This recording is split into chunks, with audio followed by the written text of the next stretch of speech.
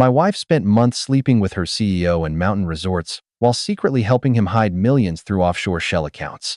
I recorded the conversations, filed the federal reports, and checked into the same resort under my own name. Then my wife screamed in panic when she recognized someone stepping out of the resort elevator. My name is Alex. I'm 43. I build things. 20 years ago, I had one used pickup, a cheap nail gun, and a framing crew of 3 guys who got paid in cash on Friday afternoons. I worked through 2 winters in a coat that wasn't warm enough and a pair of boots I taped at the toe. By the time I was 30, I had my own company, 11 men on the payroll, and a foreman who used to be my boss. By the time I was 36, I delivered a $42 million commercial tower 3 weeks ahead of schedule. The bid sheet from that job is still in the bottom drawer of my office desk, laminated, because the day I won it I told myself I'd never throw it away. You learn things on a job site. You learn that the man in the suit who calls your crew the help usually can't read a load chart. You learn that the people who underestimate the crew always underestimate the building too. And you learn the difference between fixing something and tearing it down because some structures are worth saving, and some you have to take apart, carefully, one beam at a time. I'd built towers from nothing. I just never thought I'd have to run a demolition on my own marriage. I met Megan 12 years ago at a Hudson Corporation networking event downtown. She was an entry-level marketer in a borrowed dress. I was a contractor who didn't know which fork to use. She laughed when I admitted it, and an hour later she gave me her number on a cocktail napkin. 3 months in, she drove out to one of my job sites in heels because she'd brought me a sandwich from the deli we both liked, and she stayed until the sun went down, sitting on a stack of plywood, asking me about footings like she actually wanted to know. We got married at a courthouse on a Wednesday afternoon. We bought a small 2-bedroom on a street where the maples lined up like they'd been planted on purpose. There's a photograph of the 2 of us on the mantle, taken the day we moved in. The paint on the porch behind us is still wet in the picture. She's leaning into me, laughing at something I said. I don't remember what. Early on, at one of her work parties, somebody asked her what she saw in me. She said, "He's uncomplicated." I like that. She meant it as a compliment. 11 years later, that same word would come out of her mouth like an insult, and by then, uncomplicated was the worst thing she could call me. It started on a Tuesday in September. I was at the kitchen table reconciling our joint credit card for quarterly taxes. Boring, slow work, the kind I usually did with a second cup of coffee. Most of the charges were the ones I expected. Groceries, gas, a dress she'd ordered online in August. Then, halfway down the page, I saw it. $412, charged on a Thursday night at a downtown hotel I'd never heard of. She'd told me that Thursday she was at a regional offsite in another city. I dropped her off at the airport myself. I read the line 3 times because some part of my brain refused to let it through. Then I opened the previous statement, then the one before that.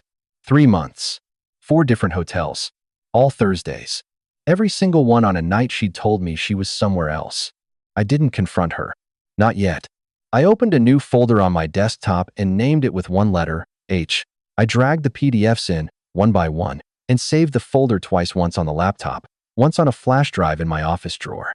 Then I closed the laptop and sat in my own kitchen for a long time, listening to a clock I hadn't noticed in years. That Sunday, she made roast chicken.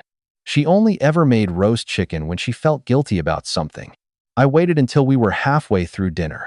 Then I set down my fork and said, "Megan, where were you on the night of the 15th?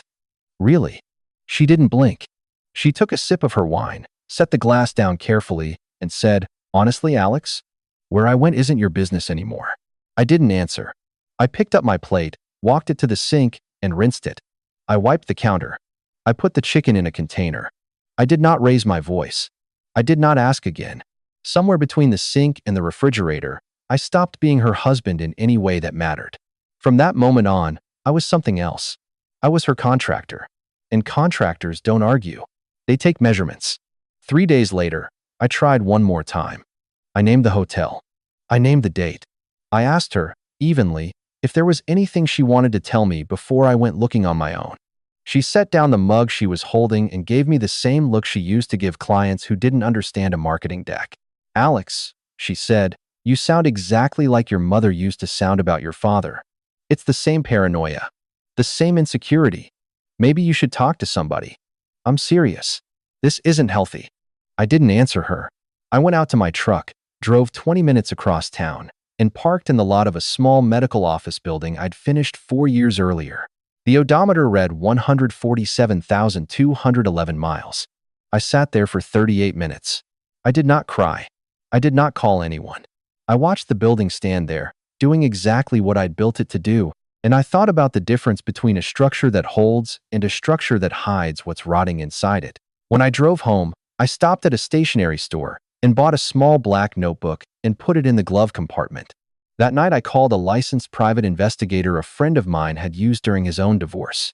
By Friday, he had a retainer and a list. 2 weeks later, Megan made me come to a Hudson Corporation charity gala. Black tie, rooftop venue, the kind of crowd where everyone's watch costs more than the suit it's strapped to. She introduced me to her CEO maybe 3 minutes after we walked in. Daniel was tall, mid-50s, the kind of man who wore his money like cologne. He shook my hand exactly long enough to register condescension, then turned to a board member standing next to him. "This is Megan's husband," he said. "He's the builder." The board member smiled politely. Daniel said it again, 10 minutes later, when Megan rejoined us at the bar. "Honey, I was just telling Charles your builder here delivered Hudson Tower under budget. Imagine that. A man who actually keeps his promises." He laughed. Megan laughed with him. The laugh was the part that didn't belong to her anymore. I watched him set his wine glass down on a passing waiter's tray without ever looking at the waiter, and I thought, that's the walk of a man who's never been told no in writing. I shook his hand again on the way out. I smiled. I said it was a pleasure. He called me the builder like it was an insult that night. He should have called me an architect. A week after the gala, Megan brought me coffee on a Saturday morning and sat down across from me at the kitchen table. She had a folder in her hand. She slid it across the wood like she was making a presentation. "I've been thinking," she said. "We should sign a post-nuptial agreement for tax efficiency. My CFO at work mentioned it. It's actually really common at our income level." I opened the folder. 23 pages on heavy stock, drafted by an attorney I'd never heard of. I read it slowly while she made fresh coffee. By page 9, I understood what I was looking at. The tax efficiency structure would move a controlling stake in my construction company into a trust she would administer. The listed administrator was a Cayman Islands firm with a name that sounded like a law office and wasn't one. "I'll look it over," I said. "Of course," she said. "No rush. Take a few days." She kissed me on the top of the head, the way you kiss a child who has already agreed to something. That night, after she went to bed, I photographed all 23 pages with my phone under the light of my office lamp. I emailed the photos to 2 separate accounts. The next morning at 7, I called my own attorney, the man who'd handled my incorporation 11 years earlier, and told him to clear an hour. He read the document in his office at 9:30. At 10 he looked up and said, "Alex, do you know who this Cayman firm is?" I said no. He said, "I do. Last year I saw their name in a different case. Whoever drafted this isn't doing tax planning. They're doing a transfer." She handed me a contract. She didn't realize she'd just handed me the blueprints. 4 days later, my phone buzzed in the middle of a site walkthrough. A voicemail from a number I didn't recognize. I stepped behind a stack of drywall and played it back. The voice was a man's, calm, lawyerly, mid-sentence, already clearly continuing a thread from an earlier call he thought he was still on. "So the structure needs to close before the December board cycle. Keep it clean from his side. He doesn't have to know the timeline, just that you need the documents signed by the end of November. Call me back when you've talked to him." He paused. Then I heard him realize, in real time, who he'd actually called. "Oh, wrong, M. Hudson. Disregard. My apologies." The voicemail was 41 seconds long. The timestamp was 4:47 p.m. on a Thursday. I saved it to 3 places: my phone, my laptop, and a flash drive in my office drawer, next to the one labeled H. They had a deadline, so did I. The manila envelope arrived on a Thursday afternoon, hand-delivered to my office by the investigator himself. His name was Frank. 26 years in the work. He set the envelope on my desk and said everything in there was gathered from public spaces. Lobbies, garages, valet stands. No rooms. No private property. Every photograph is time-stamped and comes with a signed affidavit. I did it the way it has to be done if you ever want any of it to hold up. I opened the envelope at my desk. 12 photographs. 4 hotels, 3 months. Megan and Daniel in 11 of them, walking. waiting for elevators, handing keys to valets, leaning against a wall in a lobby on a Thursday night in October at 11:15 p.m. I went through them slowly. 11 of them I could survive. The 12th was the one where she was laughing, really laughing. The way she used to laugh at our kitchen table 8 years ago, head tipped back, one hand on his arm. I put that one back into the envelope first, then the other 11. I closed the flap and folded the metal clasp down, and I sat at my desk for a long time without moving. Frank let me. When I finally looked up, he said, "I'm sorry, Alex." I nodded. I told him to send me everything. That weekend, I started pulling on the second thread that came in name from the postnup. I'd retained a forensic accountant through my attorney, a woman named Lillian. She'd asked for 2 weeks. She called me back in 9 days. We met in her office on a Tuesday morning. "Alex," she said, "some of this is going to sound bigger than the affair." I told her to keep going. She turned a legal pad toward me. Hudson Corporation has been running a parallel revenue stream through 3 shell entities for about 7 years. The flow goes Hudson, to a Delaware LLC, to a second Delaware LLC, to a Cayman entity administered by the same firm listed on your postnup. None of it shows up on Hudson's audited financials. The total volume I can document, conservatively, is in the high 8 figures. I asked her if Megan was named anywhere. She turned a page. She's a signatory on 2 of the 3 shells. There's a 2019 K1 with her signature on it that shouldn't exist, meaning the underlying income was never reported on either of your joint tax returns. Whether she understood what she was signing is a separate question. Legally, she signed it.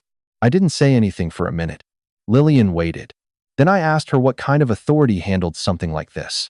She said, "Federal. IRS criminal investigation, almost certainly SEC, possibly DOJ." She looked at me. "Alex, the affair is personal. The accounts are federal." I drove home the long way that night. I didn't stop anywhere. The cold had finally arrived.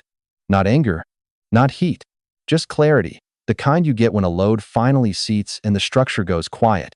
I had what I needed. I just hadn't decided yet how to use it. 3 days later, I sat in a conference room with my divorce attorney, my corporate counsel, and Lillian. A yellow legal pad in front of me, blank. I told them what I wanted. Then I told them what I didn't want. I didn't want to leak anything to a reporter. I didn't want to walk into Hudson Corporation's lobby and put Daniel on the floor in front of his receptionist. I wanted the right people to know the truth in the right order, and I wanted my name clean when it was over. My divorce attorney nodded. Then we file an SEC whistleblower submission under Dodd-Frank. Lillian's documentation is more than enough. We file an IRS Form 211 inches parallel on the offshore income. We do not call the press. We do not contact Hudson Corporation.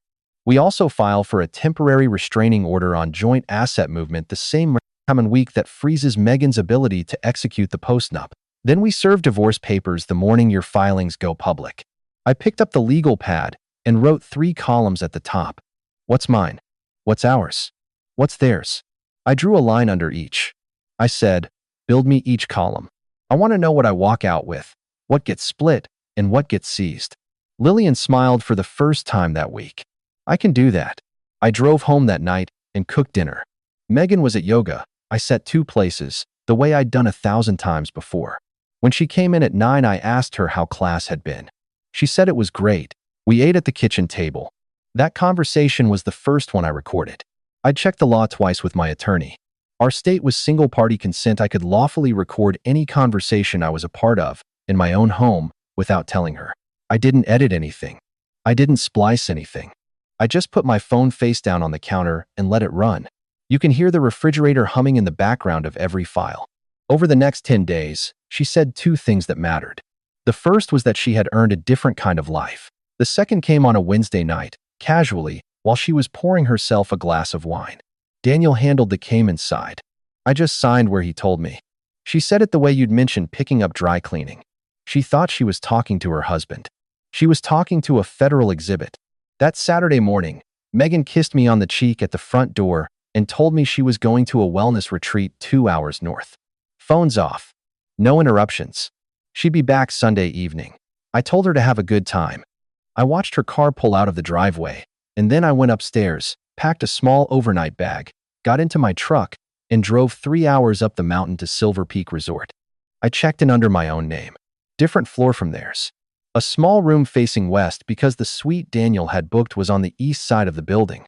He'd reserved it under a Hudson Corporation travel account, listed in the company books as an executive retreat. Lillian had flagged the booking in his expense reports 2 days earlier. He hadn't even bothered to use a different card. I sat in a chair by the window and watched the sun slide across the snow on the ridges. I was not there to confront anyone.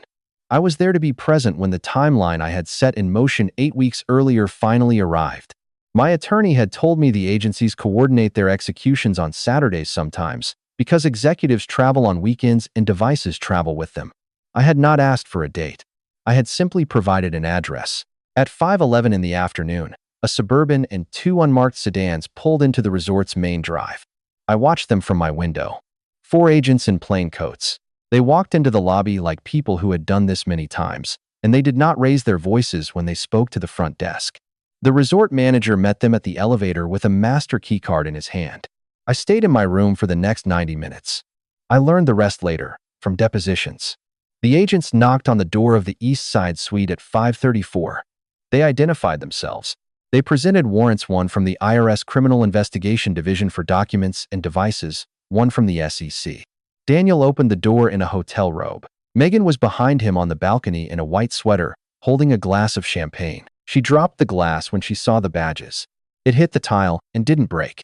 Within 90 seconds, Daniel was on speakerphone with his personal attorney, and his personal attorney was telling him, very clearly, to stop talking. Daniel did not stop talking.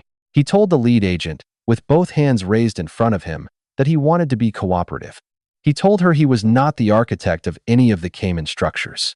He told her that Megan had brought the structure to him 3 years ago, and that the K1 signatures were hers, and that if she said otherwise, she was lying.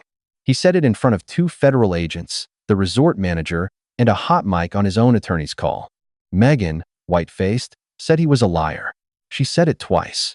She said she had never seen those documents before in her life. She said he had told her they were marketing partnership agreements. She tried to walk back into the suite to find her phone, and the lead agent asked her, very politely, to remain on the balcony. Within 20 minutes in the same room with federal agents, they were already throwing each other off the balcony, figuratively, of course. I stayed in my room until just before 8. Then I went down to the lobby bar, which was nearly empty, and ordered a club soda. Megan found me there 40 minutes later. Her phone had been seized. Her car was being held as evidence. Her makeup was gone. She sat down on the stool next to mine, and for a long moment she just looked at me.